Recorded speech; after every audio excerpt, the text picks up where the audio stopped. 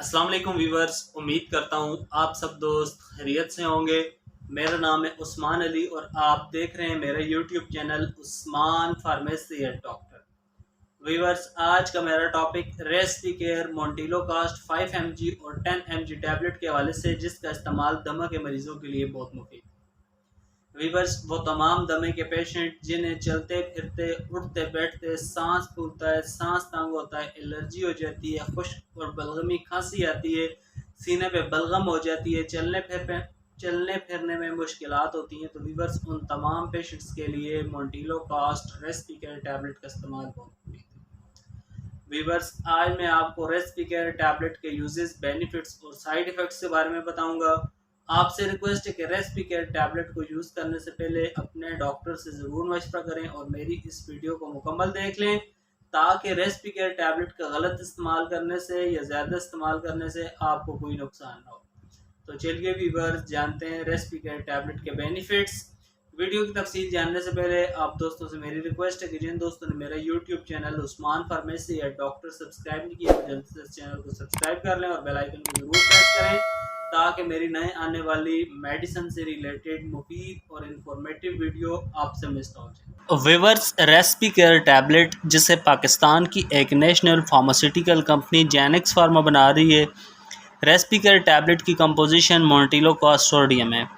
Recipe care tablet 5 mg اور 10 mg کی range میں آتی ہے۔ ریسپی کیئر ٹیبلٹ آپ کو اچھے اور بڑے میڈیکل سٹورز، فارمیسی سے بآسانی مل جائے گی۔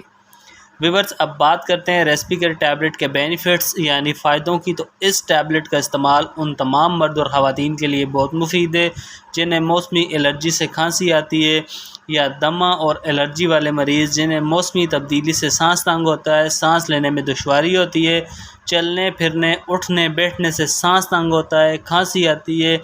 یا سگریٹ نوشی کرنے کی وجہ سے چھاتی پہ بلغم ہو جاتی ہے، سانس لینے میں مشکل ہوتی ہے، تو ویورز ان تمام مرد اور خواتین کے لیے ریسپی کیئر ٹیبلٹ کا استعمال دمہ کو کنٹرول اور ختم کرنے کے لیے بہت مفید ہے۔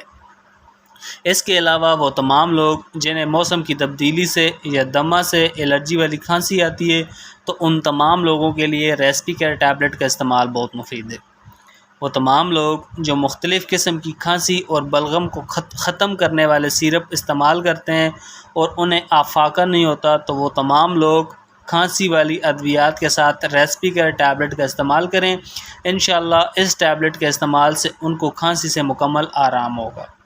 اس کے علاوہ وہ لوگ جنہیں موسم کی تبدیلی یا کوئی ٹھنڈی یا چکناٹ والی چیز کھانے سے سانس تنگ ہوتا ہے،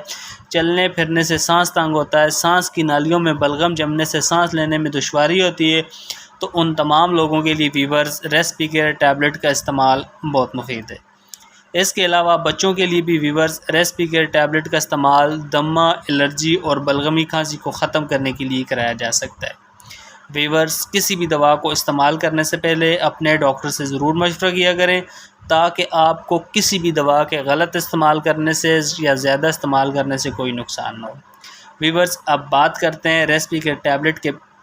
یوزز یعنی استعمال کی، تو ریسپی کیئر 5 mg ٹیبلٹ کا استعمال بچوں کے لیے، 8 سال سے زیادہ عمر کی بچوں کے لیے ایک گولی روزانہ رات کو،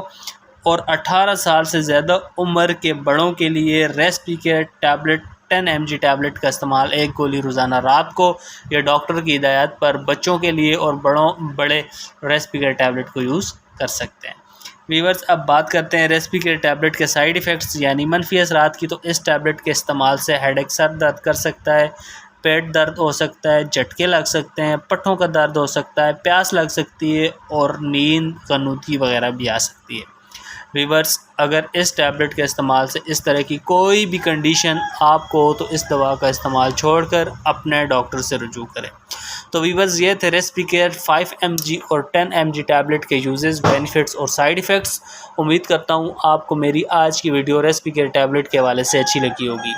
ویڈیو اچھی لگے تو ہماری حوصلہ افزائی کے لیے ویڈیو کو لائک اور شیئر کریں، اور میرے اس YouTube channel Usman pharmacy at doctor کو ضرور سبسکرائب کریں۔ ویورز، ملتے ہیں اگلی ویڈیو میں، تب تک کے لیے اپنا اور اپنے عزیز دوستوں کا بہت سارا خیال رکھیں۔ اللہ حافظ۔